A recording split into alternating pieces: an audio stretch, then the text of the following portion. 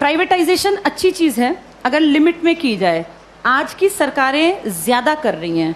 अभी आपके सामने एक एग्जाम्पल देती हूँ।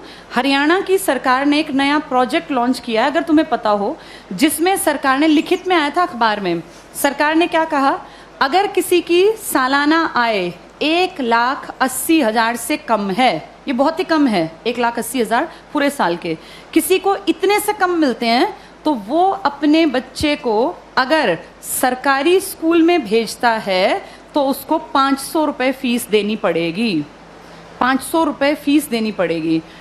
और अगर वो अपने बच्चे को प्राइवेट स्कूल में भेजता है तो उसकी फीस हम भरेंगे, यानी सरकार भरेगी, 1100 रुपये तक हम उसको फीस दे देंगे।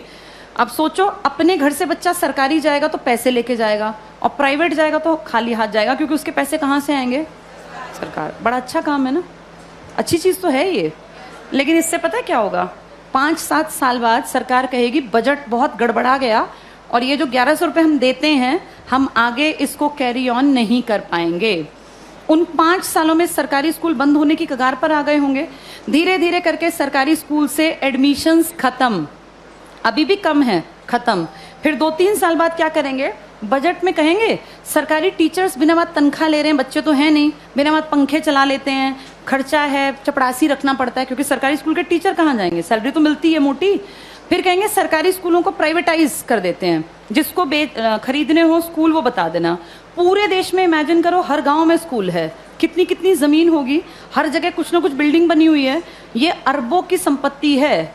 किसके पैसों से बनी है ये? हमने कभी तो टैक्स दिया, हमारे माँ बाप ने, दादा ने।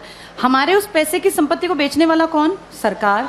वो पैसा खाने वाली सरकार, उस पैसे का इस्तेमाल हमारे लिए थोड़ी ना करेंगे, हमें पता ही नहीं कहाँ जाएगा।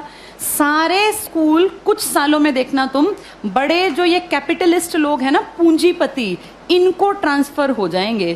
कारण यही होगा कि भैया हम तो मेंटेन कैसे करें, बच्चे नहीं आते यहाँ, हम कैसे करें? अब सारे बच्चे ढल गए प्राइवेट की तरफ, क्योंकि वो फ्री सोच रहे हैं इसको। वो सोच रहे हैं हमारी फीस कौन दे रहा है? सरकार। सरकार ये फीस कुछ साल बाद बंद कर देगी, और जब वो गरीब लोग वापस आएंगे ना कि यार सरकार नहीं देती, चलो सरकारी में पढ़ते हैं, तब तक सरकारी स्कूल बंद हो चुके होंगे, इन पे बड़े बड़े ताले लटके होंगे, या इनके बोर्ड बदल के लिखा होगा अंबानी प्राइवेट स्कूल या अडानी प्राइवेट। हाँ, ऐसा ही होगा, यही फ्यूचर है हमारा, अडानी प्राइवेट स्कूल। और जब जाके यहाँ फीस पता करेंगे ना तो 5,000 मिनिमम फी है। अब बताओ, वो मजदूर का बेटा, वो किसान की बेटी कहाँ पढ़ेंगे? सब चीज़ें इतनी महंगी हो जाएंगी आने वाले 5 से 8-10 सालों के अंदर कि तुम्हारे देखते देखते चीज़ें बहुत ज़्यादा बदल जाएंगी। और सरकार, निजीकरण का जो लोग पक्षधर है ना, जो कहते हैं निजीकरण अच्छी चीज़ है, निजीकरण अच्छी चीज़ है अगर चीज़ ऐसी हो जिसको अमीर लोग इस्तेमाल करते हैं। भाई ये एरोप्लेन है, अमीर ही जाता है इसमें बैठ के, कर दो प्राइवेटाइज, हमें कोई दिक्कत नहीं, बेच देते एयर इंडिया, दिक्कत नहीं है। लेकिन प्रॉब्लम वो है जिस चीज़ का इस्तेमाल कौन करता है? गरीब। और तुम उसको प्राइवेट कर रहे हो। जैसे गरीब के पास ऑप्शन भी तो नहीं है ना भाई, एरोप्लेन में बैठने वाला 12,000 की टिकट ले चाहे 20,000 की, उसकी जेब पे ज़्यादा फर्क नहीं पड़ता।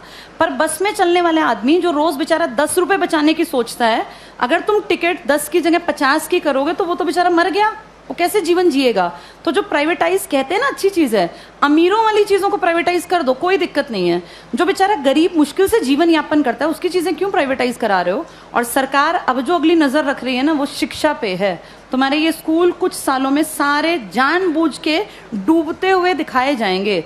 ये सब चीज़ें ना इतनी प्लानिंग से होती हैं कि पता नहीं चलता कैसे चीज़ों का स्तर पहले धीरे धीरे धीरे गिराया जाता है और ऐसे दिखाया जाता है काम नहीं कर रहे, काम नहीं कर रहे। आज की डेट में किसी इंडियन से पूछो सरकारी स्कूल का क्या हाल है तो वो 100% क्या कहेगा कि बहुत बकवास, कुछ पढ़ाई नहीं होती। ऐसी पिक्चर दिमाग में क्रिएट करके और 10-20 साल में रास्ता बन गया कि हर आदमी के मन में कि यार ये बकवास है, बहुत पैसा खाता है सरकारी स्कूल सरकार का और करता कुछ नहीं है, तो फिर इसको प्राइवेट करना बेहद आसान है। ऐसे ही बिजली में किया गया, ऐसे ही रेल में किया गया।